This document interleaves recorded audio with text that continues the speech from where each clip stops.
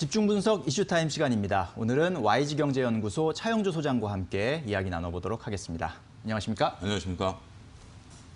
자, 먼저 오늘 이슈와 관련한 뉴스부터 화면으로 만나보시겠습니다. 자, 이데일리 기사인데요. 코스피 2%대 하락, 2270선으로 한 달 반 만에 최저라는 제목입니다.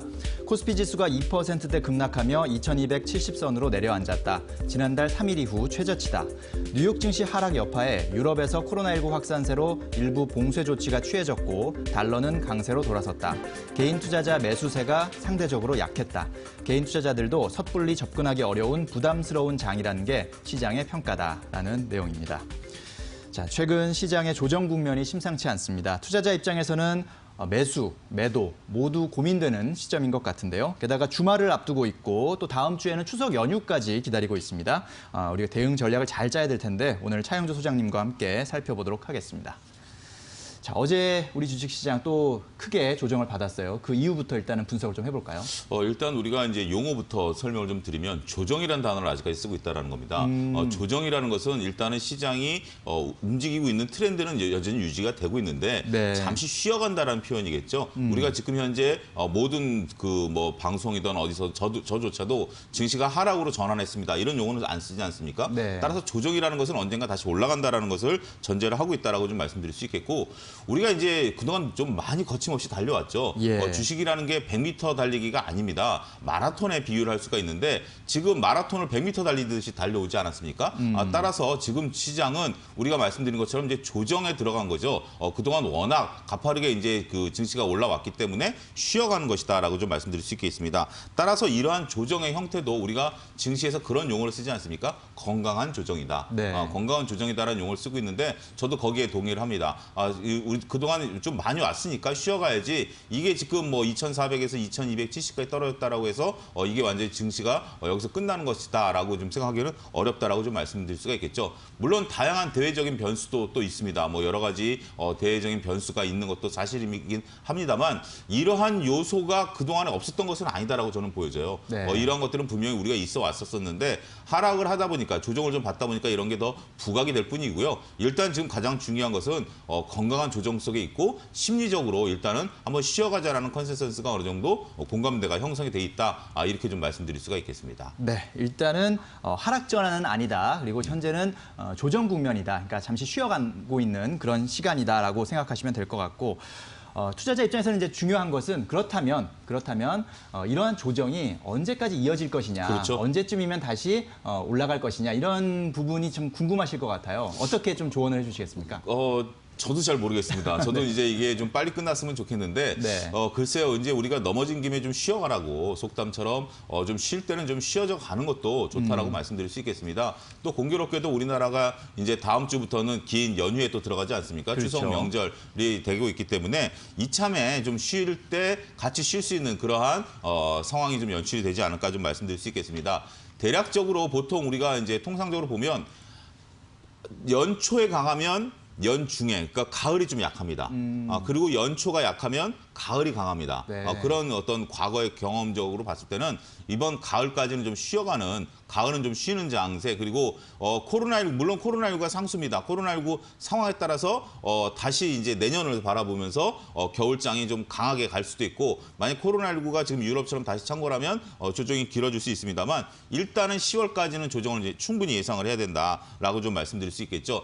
따라서 섣부르게 단기적으로 지금 현재 10월까지 조정이면 내가 지금 사야 되는 거 아니야? 이렇게 생각하실 수도 있죠, 역으로. 예. 하지만 이 조정과 폭의 기간은 아무도 장담할 수 없기 때문에 여러분들이 지금 미리미리 대응한다는 것은 조금 조심스럽다, 이렇게 말씀드릴 수가 있겠습니다. 네, 그렇군요. 앞으로 한 달 정도는 조정이 계속 이어질 수 있기 때문에 섣불리 움직여서는 안 된다, 섣불리 그렇죠. 행동해서는 안 된다라는 이제 조언이셨는데 지금 보면은 최근에 보면은 뭐 카카오, 현대차 이렇게 최근에 증시를 좀 주도해왔던 주요 종목들이 또 역시 하락이 좀 두드러지는 그렇죠. 그런 모습입니다. 그렇다면 이제 여기서 고민이 되는 게 이 주도주들이 좀 저렴해진 가격이니까 지금 좀 사야 될까? 추가 매수해야 될까? 이런 이제 고민을 하실 수도 있는데 그렇죠. 이런 분들한테는 좀 어떤 얘기 해주실 수 있을까요? 충분히 지금 고민이 되실 겁니다. 근데 여러분들 전제를 또 한 가지 말씀드리면 그동안 주도주가 좋은 주식이었다라고 단언하기는 어렵습니다. 그러니까 이제 우리가 여기서 이제 좀 제 말에 어폐가 있을 수도 있겠습니다만 카카오현대차가 나쁘다라는 주식은 아닌데요.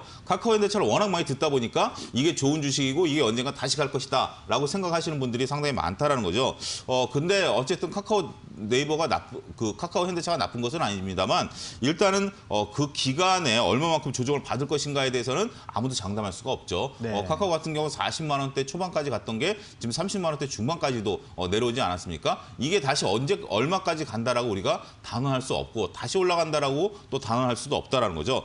따라서 지금 조정 초기다라고 저는 말씀드릴 수가 있겠습니다. 조정 초기에는 추경 매수는 자제하는 것이 좋다라는 게 과거의 경험상 이렇게 좀 말씀드릴 수 있겠고 네. 또 카카오 현대차가 다시 또 올라간다? 이것도 보장할 수 없죠. 이미 왜냐하면 카카오 같은 거 밸류가 90배가 넘기 때문에 네. 이 밸류에 대한 건강한 조정일 수도 있기 때문에 이게 다시 PER이 90배, 100배 치고 올라간다? 이거는 또 보장할 수 없습니다. 따라서 그리고 또 여기서 조심해야 될 게 지금 만약에 40만 원대 사신 분들의 입장을 여러분들이 한번 생각해 보십시오. 그분들 입장은 원금만 오면 나는 팔아버리겠다. 네. 정말 뒤도 돌아보기 싫다. 이런 그러니까 현금 갖고 계신 분들 제가 현금을 그동안 강조했던 이유가 현금 갖고 계신 분들은 선택폭이 넓어집니다. 네. 하지만 주식을 갖고 계신 분들은 정말 원금만 오면 팔아버리겠다. 이 심정이실 거예요. 예. 그렇기 때문에 이게 다시 뚫고 올라가려면 그 매물을 소화해줘야 됩니다. 아, 그렇죠. 그런 부분들까지 감안한다면 지금은 여러분들이 앞서도 언급드렸다시피 섣부른 매수는 자제하는 것이 좋다. 이렇게 말씀드릴 수가 있겠습니다. 네, 그렇군요.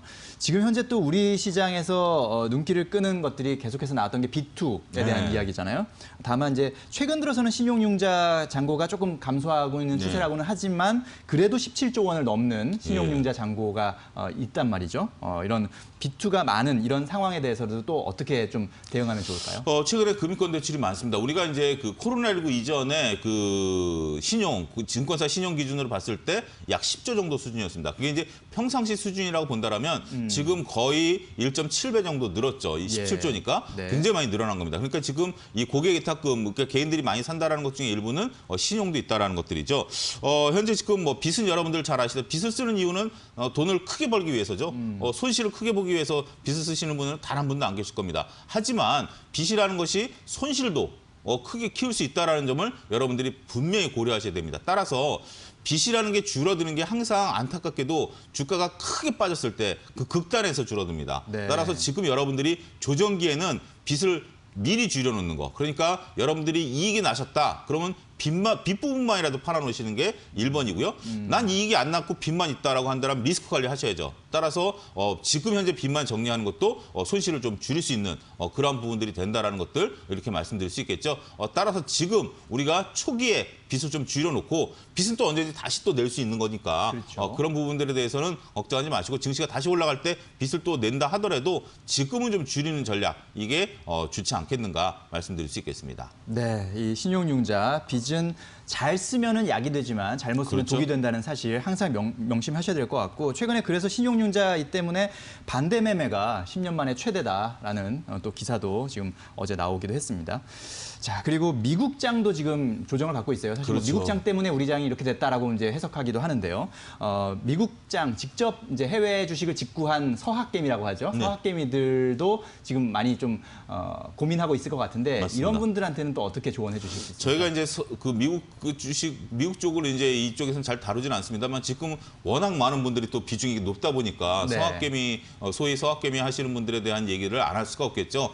그분들 지금 현재 밤잠 못 자시는 분 오늘 장에도 최근에 저도 증권방송을 하다 보니까 자주 깨요. 깨서 네. 이제 지금 미국장이 어떻게 되느냐 보면 예. 잘 때 보던 거랑 중간에 깨서 보던 거랑 아침에 보던 것들이 다 다릅니다. 네, 특히 맞습니다. 오늘 장 같은 경우가 이제 그런 모습들을 보이면서 변동성이 커지고 있는데요. 예. 일단 미국장도 좀 쉬어갈 것으로 보여집니다. 그동안 워낙 쏠림 현상들이 있었기 때문에 미국장도 우리나라 장처럼 쉬어가주는 게 맞죠. 그리고 쉬지 않고 아무리 미국장이 트렌드 자체가 유상한다라고 많은 분들이 좀 얘기를 하고 있습니다만 거침없이 올라가는 장세는 저는 보지 못했습니다. 이렇게 오르락내리락 하지만 긴 시야로 보면 그게 우상향한다라는 거지.